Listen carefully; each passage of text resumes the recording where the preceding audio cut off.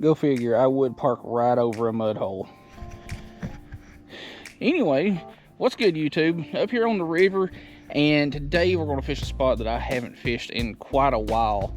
It's kind of a small spot, so don't have a lot of room to put multiple rods out. I've got enough room for about 2.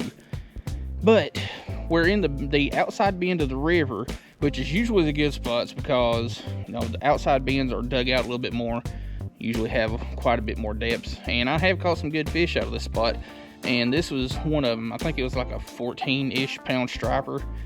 But anyway, I've got some cut bait left over from yesterday that I hope is still halfway decent. If not, I'm gonna have another rod with me and just play around with, and hopefully catch some fish. And I'm probably jinxing myself by doing an intro because that just seems to be the thing that happens. All right, it's pretty warm down here. I forgot about this being in direct sunlight. So I think what I'm going to do, since this is pretty clear water, I'm going to just put one rod out for now with cut bait and try to catch something live for the other one. Now our baits of choice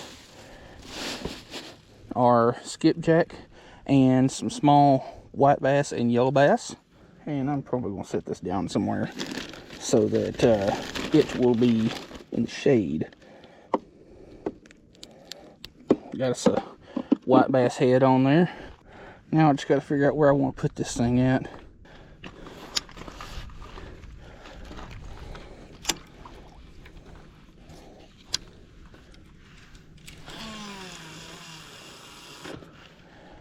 I don't know what kind of current we've got going today, so hopefully I won't need to switch out for a heavier sinker.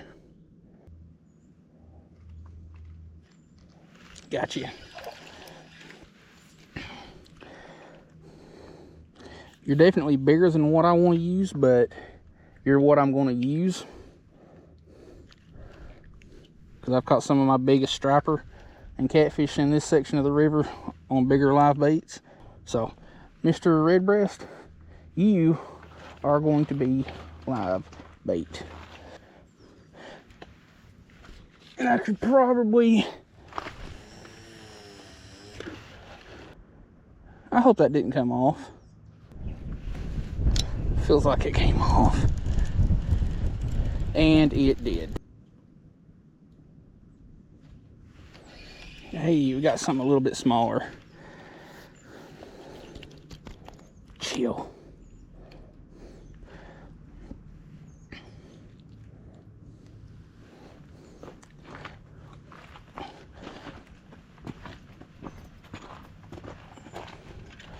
Got a little beast of a bluegill. That'll be much more suited for that rod and that hook. Actually, I would prefer this one being just a little bit bigger. Not by much, but just a little bit.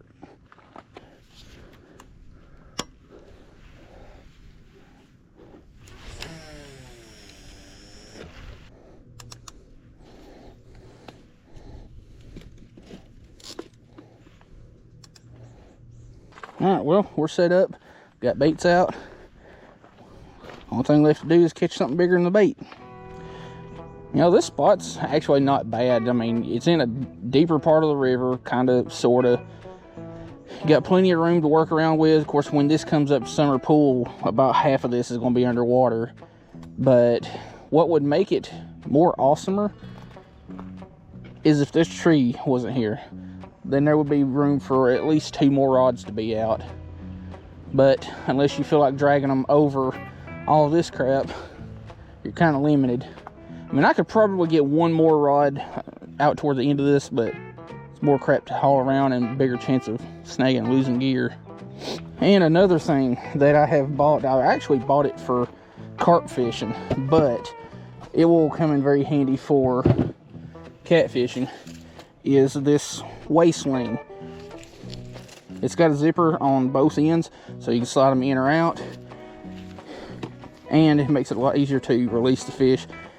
And with these loops here, you can weigh the fish in this also and support the whole body weight instead of going by the gills or the mouth and all that, which you should never ever weigh big trophy class fish by the mouth or the gills. I might as well cast around and see if we can catch any micro gills or anything else and not break our leg. I mean, I'll take anything that'll bite, and that ain't where I wanted to cast.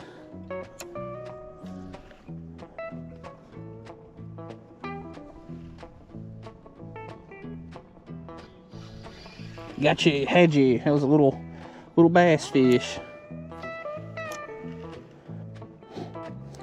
Another reason I'm bringing this rod here out is for about 2 weeks there, and how it lasted that long I'll never know, but for about 2 weeks I fished with this rod having a chipped out section of get it turned over here, this third eye from the tip. Well, second, I should say. Anyway, there was a piece chipped out of the bottom part of it, or the line guide insert. So what I did was I took a little rubber dowel, put it up through the bottom side so that it could form, and took some clear JB Weld epoxy, filled in the cracked section, let it harden just a little bit, pulled out the dowel, and then let it form over the rest of the cracked out section to cover all the sharp edges. And I've had it out a couple of times now, and it's working just as good as a brand new rod. Ain't fraying my line. It's all fine and dandified.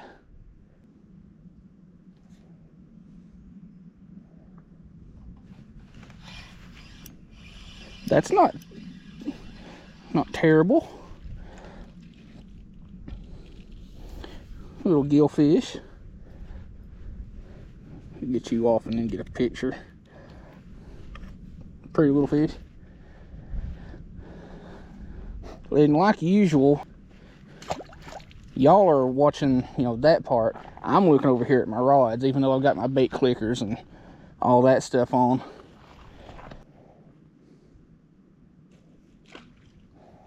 I hope that was on camera.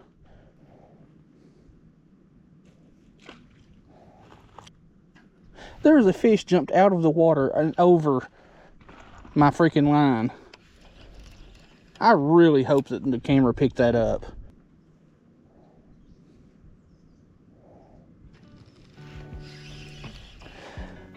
Another little tiny gill.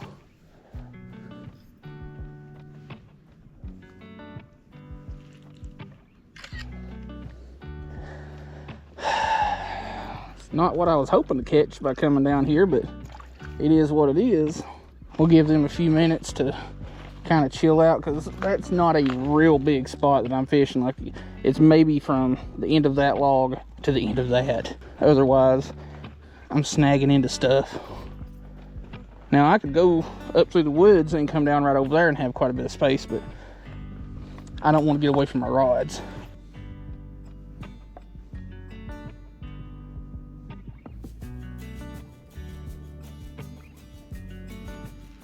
Gotcha.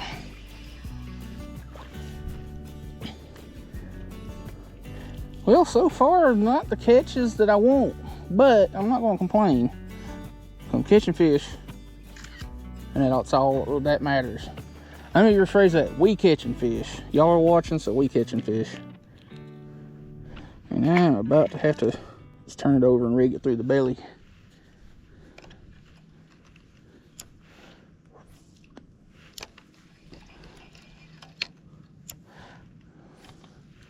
This rod's actually way too stiff to be doing this, but I still wanted to test out my JB Weld epoxy fix on the line guide.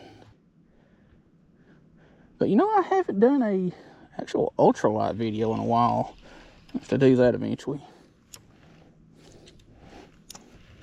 I was thinking about that the other day. I was looking at a couple of my ultralight rods, and I was like, you know what? Y'all are getting dusty.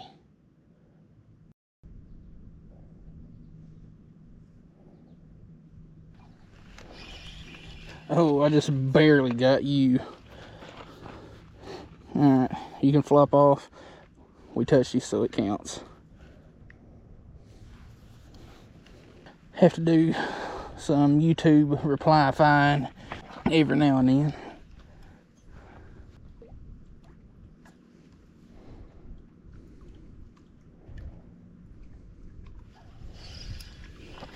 Hey, you wanted it like you meant it.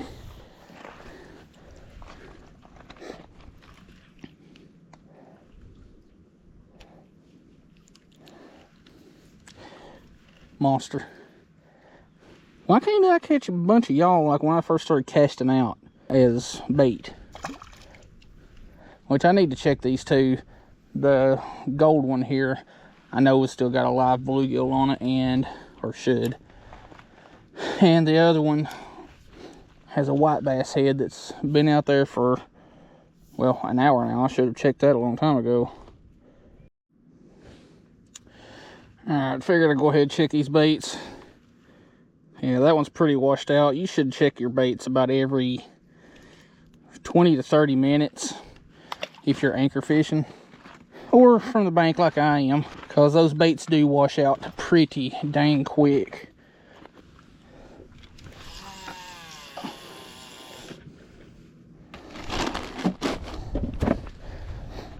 I don't know why, but these baits being in that cooler, they kind of smell like tea. Bad tea at that, but they definitely have a weird...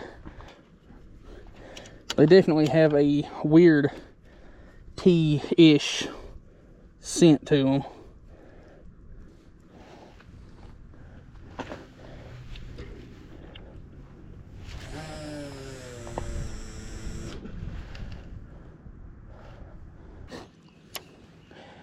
So far, no catfish whatsoever have been caught, which I would have known about it by now if there was. But, like I've said in plenty of videos, I just record my trips as they go. And y'all just see how the typical, you know, average fishing trip goes. I rarely ever plan anything anymore, because when I do, it never goes as planned, or I end up scrapping the footage, or that plan ends up getting scrapped altogether because of weather or whatever. Oh, tiny little gill, but he hit it like it had some authority.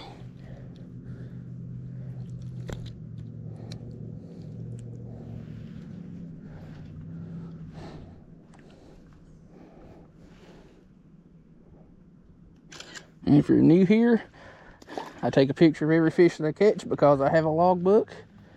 And taking a picture is the easiest and quickest way to remember what I caught on what day. And when I update my logbook, I delete the pictures. Oh, what are you? Oh, it's a big old red breast. I love me some red breast. They, ooh, stop. When they hit, I hope that orange on your fin is just your color, not my blood. But when they hit, it hits like a freaking largemouth. Like, they do not mess around. Well, that one did draw a little bit of blood, but it'll be alright. Definitely would not be the first time.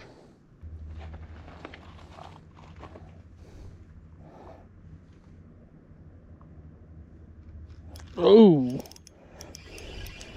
that one ain't real big, but he hit it like it was much larger than it is.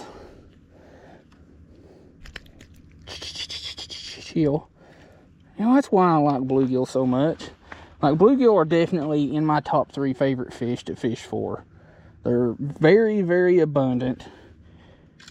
They ain't hardly anywhere in the continental United States that doesn't have them. They're good to eat. They're fun to fight. They make really good bait, live or cut. And you can catch a billion of them with very little effort. Now, one of the other 2 favorite species to catch definitely be catfish, with my favorite within the species being flathead. And my other favorite species will probably be bass, but there's kind of a tie for first place there within that species, and that would be Coosa bass, white bass, and probably smallmouth. Yeah, definitely smallmouth.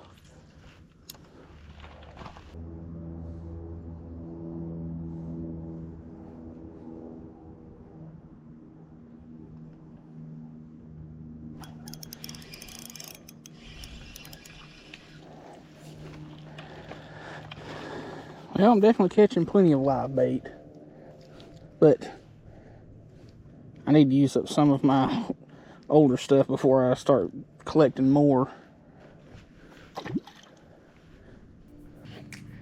Well, that's kind of disappointing. No visits of any kind by the whiskered fish. But that's why it's called fishing and not catching, even though we did catch a bunch of bait, which I should have kept those and just replenished the bait that I've got in my cooler, because it's a couple of days old now. Nothing super impressive, but hey, we didn't get skunked, and that is all that matters. And you know, there's a lot of people out there that would say otherwise. Well, it didn't catch anything impressive, so it might as well be skunked. No, you're looking at it all negative Nancy-like.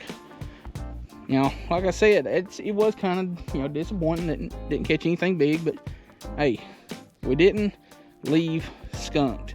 Well, I mean, we're still here, but you get the point. Anyway, if you like the video, like, share, comment, subscribe, and check out the top link in the description. That's my mule fishing affiliate link. I get a little bit of a kickback whenever you buy something through that link. Also, the second link below that is the St. Jude's donation link if you feel like donating to help the families out with St. Jude. And below that will be my Instagram link, or Instagram profile, if you choose to follow me on Instagram. Again, hope you liked the video. We'll see you in the next one.